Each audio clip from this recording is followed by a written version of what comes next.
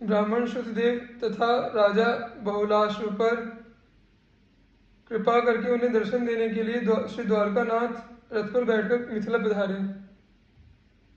भगवान के साथ देवर्षि नारद, वामदेव, अत्रि, व्यास जी, परशुराम जी, असित, आरुणि, सुखदेव जी, बृहस्पति, कर्ण, मैत्रेय, च्यवन आदि ऋषि मुनि भी द्वारका से मिथिला आए। भगवान के आने का समाचार पाकर सभी नगरवासी नाना प्रकार के उपहार लेकर नगर से बाहर आए और उन्होंने भूमि पर लेटकर भगवान को प्रणाम किया। राजा बहुलाश्व तथा ब्राह्मण श्रुतदेव दोनों को ऐसा लगा कि भगवान मुझ पर कृपा करने पधारे हैं, अतएव दोनों ने एक साथ भगवान को प्रणाम किया और फिर एक साथ हाथ जोड़कर अपने अपने घर पधारने की प्रार्थना की।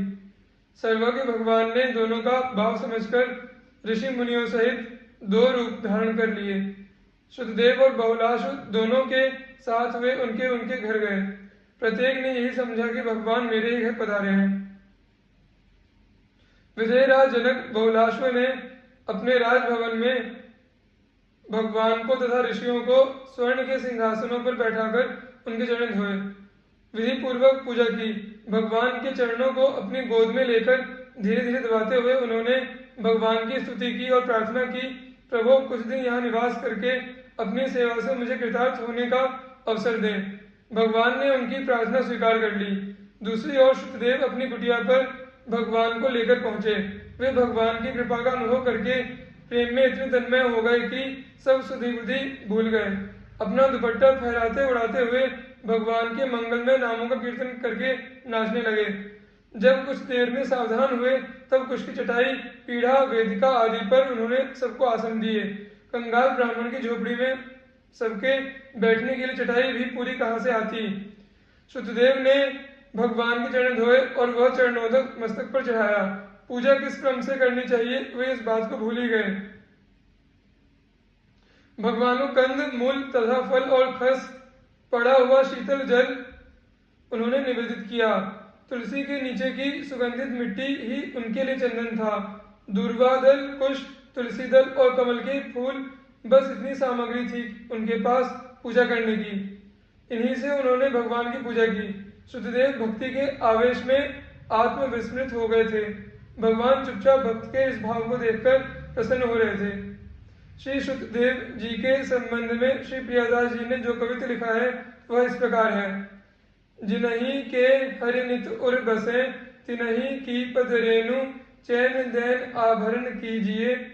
योगेश्वर आदि रस स्वाद में प्रवीण महा, विप्र श्रुति देव ताकि बात कही कीजिए, ताकि बात कही दीजिए। आए हरि घर देखी गयो, प्रेम भरी हियो, ऊंचो कर करी पट फेरी मति भीजिए। जिते साधु संग तिन्हें विनय न प्रसंग कियो, कियो उपदेश मोसो बाढ़ पाँव लीजिए। जिन भक्तों के हृदय में सदा श्री हरि वास करते हैं उनके चरणों की धूलि अखंड आनंद देने वाली है, उसी को भूषण मानकर मस्तक पर धारण कीजिए। 9 योगीश्वर आदि सभी भक्त प्रेम रस के आस्वादन में परम चतुर हैं। उनमें से श्री शुद्धदेव ब्राह्मण की बात कहता हूँ। भगवान को घर में आया देखकर इनका हृदय प्रेम से भर गया। दोनों हाथों को ऊंचे उठाकर वस्त्र फिरा फिराकर वे नाचने लगे। प्रेम में ऐसे मग्न हो गए कि श्री कृष्ण के समेत आए हुए साधु संतों का स्वागत सत्कार, विनय प्रणाम आदि भी न कर सके। तब भगवान ने इन्हें सावधान करके उपदेश दिया कि ये संत मुझसे भी बढ़कर श्रेष्ठ हैं, इनके चरणों का अर्चन वंदन करो। शुद्धदेव जब पूजा करके स्तुति करके कुछ सावधान हुए तब भगवान ने उन्हें संतों का महात्म्य समझाया और ऋषियों का पूजन करने को कहा। अब तक शुद्धदेव ने जानबूझकर ऋषियों का पूजन न किया हो ऐसी बात नहीं थी, वे तो अपने आप को भूल गए थे। अब उन्होंने उसी श्रद्धा उसी सम्मान से प्रत्येक ऋषि का पूजन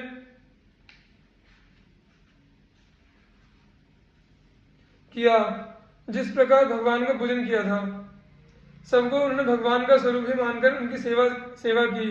शुद्धदेव की जिस झोपड़ी में बैठने के लिए पूरे पीढ़े और चटाइयां भी नहीं थी, उसी झोपड़ी में ऋषियों के साथ समस्त ऐश्वर्यों के स्वामी द्वारकानाथ प्रभु उतने ही दिनों तक रहे जितने दिन वे जनक के राजमहल में रहे।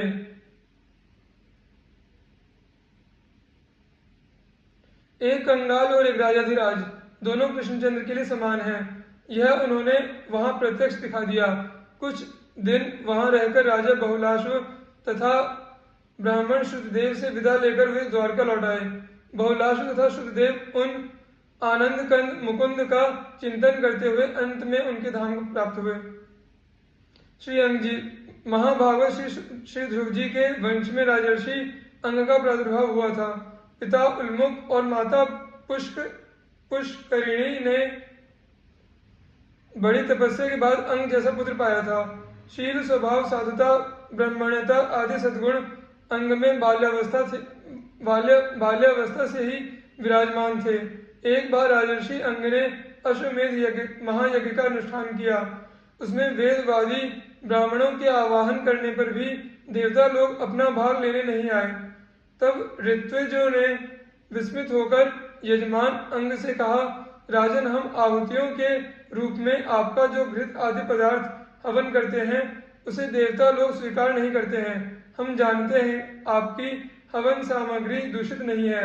आपने उसे बड़ी श्रद्धा से एकत्रित किया है तथा वेद मंत्र भी किसी प्रकार बलहीन नहीं है, क्योंकि उनका प्रयोग करने वाले ऋत्विजगण याजकोचित सभी नियमों का पूर्णतया पालन करते हैं।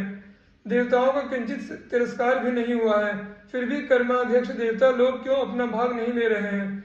यह सुनकर महाराज अंग उदास हो गए और उन्होंने इसमें अपने कर्म को ही कारण मानकर सदस्यों से अपने ज्ञात अपराध के संबंध में जिज्ञासा की। इस पर सुधीर सदस्यों ने कहा, राजन, इस जन्म में तो आपसे कोई अपराध नहीं हुआ। हाँ, पूर्व जन्म में अवश्य आपसे कुछ अपराध बन गया है, जिससे कि आप अब तक पुत्रहीन हैं। परंतु हम लोगों का ऐसा विश्वास है कि यदि आप पुत्र की कामना से यज्ञ करेंगे तो यज्ञेश्वर भगवान अवश्य आपको पुत्र प्रदान करेंगे। राजा अंग ने पुत्रेष्टि यज्ञ किया। ऋत्विजों के सत प्रयत्न से यज्ञ पूर्ण हुआ। आहुति डालते ही अग्निकुंड से एक दिव्य पुरुष स्वर्ण पात्र में सिद्ध खीर लिए प्रकट हुए। राजा ने उस चरु को अंजलि में लेकर स्वयं सूंघकर प्रसन्नता पूर्वक अपनी पत्नी को दे दिया।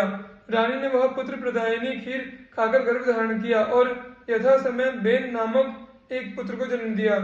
राजा अंग की पत्नी मृत्यु की कन्या थी, नाम था सुनीता। उससे जो बालक पैदा हुआ